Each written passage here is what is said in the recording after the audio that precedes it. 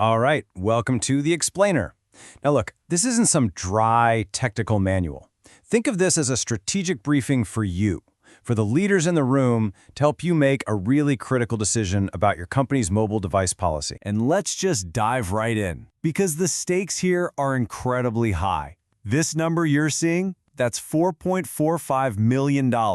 That's the average cost of a mobile data breach today. That's not just some IT line item we're talking about, right? This is a massive financial risk that can impact your entire organization. But here's where it gets really interesting. Where does that risk actually come from? I mean, look at this. A staggering 74% of all data breaches involve the human element. Just simple mistakes or someone misusing a device. So what does that tell you? It tells you that throwing more tech at the problem isn't the whole solution, not even close. At its core, this is a people problem, and it's a policy problem. Which really boils down to this one crucial question you've got to ask yourself. Is your current device policy an asset, something that helps your team move faster and innovate? Or is it a hidden liability, just sitting there, waiting for something to go wrong? So let's dig in. Why has this whole conversation gone from being stuck in the IT department to being on the C-suite's agenda? Well, simply put, the stakes have never been higher. First off, let's just level set and make sure we're all talking about the same thing. Mobile Device Management, or MDM. You can kind of think of it like the air traffic control for your company's entire mobile fleet. It's the framework that lets your organization manage, secure, and keep an eye on all its mobile devices, making sure your rules are followed no matter where in the world your employees are. Okay, so now that we've got that baseline, we can get to the real heart of the matter. See, with MDM, you're not just picking some software. You're choosing a path for your organization. And there are really three main ways you can go, each with its own pros and very real cons. So, path number one. This is what we call the strict or locked down approach. This is the maximum control option. You see it a lot in places where security is absolutely everything. Think finance, government, healthcare, anywhere that data protection has to be priority number one. And right here, you can see the classic trade-off in action. On the one hand, the upsides are huge. We're talking top-tier data protection, making it way easier to stay compliant with regulations, and being able to respond to a problem in a heartbeat. But, and this is a big but, the drawbacks are just as serious. You're almost guaranteed to get pushback from users. The phones themselves become a lot less useful, and your IT team can get totally buried under a mountain of requests for exceptions. All right, let's look at path number two, the flexible or moderate approach. This is all about finding that middle ground, right? Trying to get the best of both worlds, security and a good user experience. And it usually relies on some clever tech, like containerization, which basically builds a secure wall between your work stuff and your personal stuff on the very same device. So the huge win here? The user experience is just way better. This is what makes those Bring Your Own Device, or BYOD, programs possible, which people really love. But of course, that flexibility isn't free. It's more complicated to set up. You've got this risk of policy drift, where the rules kind of get watered down over time as you make one little exception after another, and you have a wider surface for potential attacks than the strict model. And that brings us to our third and final path, the open or minimal approach.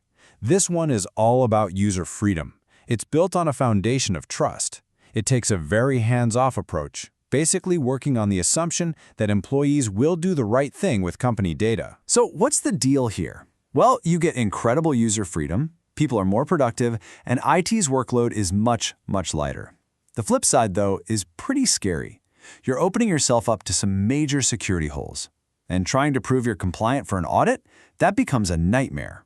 At the end of the day, it's a real high-risk, high-reward play. Okay, so we've talked about these three paths in theory. But what happens when the rubber meets the road? Let's look at how these choices play out in some very real and very common situations. Now, this is where it gets really telling. Let's take something super common, right? A lost or stolen phone. With a strict policy, boom, the device is wiped. Instantly. Problem solved.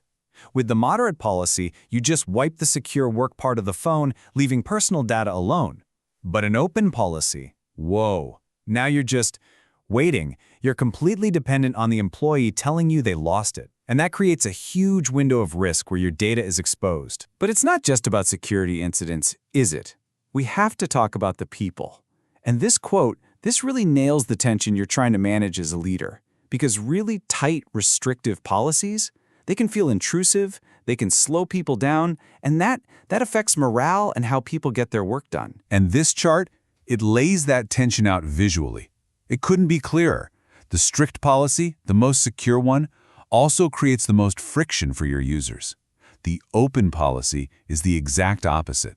So your choice here isn't just about risk. It's about culture, it's about day-to-day productivity. It's a huge decision. So, okay, we get it. There are big trade-offs. How in the world do you actually make this decision for your company? This can't be a gut feeling. You need a process. So let's walk through a practical framework that can be your guide. It's a pretty straightforward 5-step process. First, you start with the must-haves. What do the regulators require? Then, you look at your people. What do they actually do every day? Third, you have to assess how sensitive the data is that they're working with.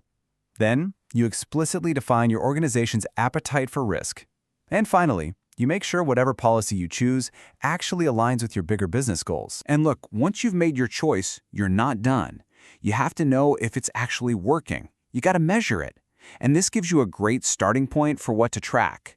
Key things like your device compliance rate, you want that above 95%, or how long it takes to patch a major security flaw.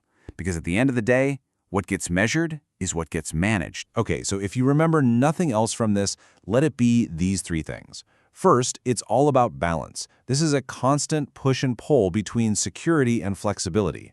Second, you have to accept the trade-offs. There is no silver bullet here. Every choice has a price tag. And finally, your engagement as a leader is critical. These things only work when leadership is visibly bought in and driving it forward. So, I'll leave you with this one final thought to chew on with your team. You know, the line between our phones and, well, us, it's getting blurrier every single day. So, is your strategy keeping up? Are you ready to stop thinking about just managing devices and start thinking about how you continuously validate trust? Because that is the big strategic question that's going to define security for the next decade.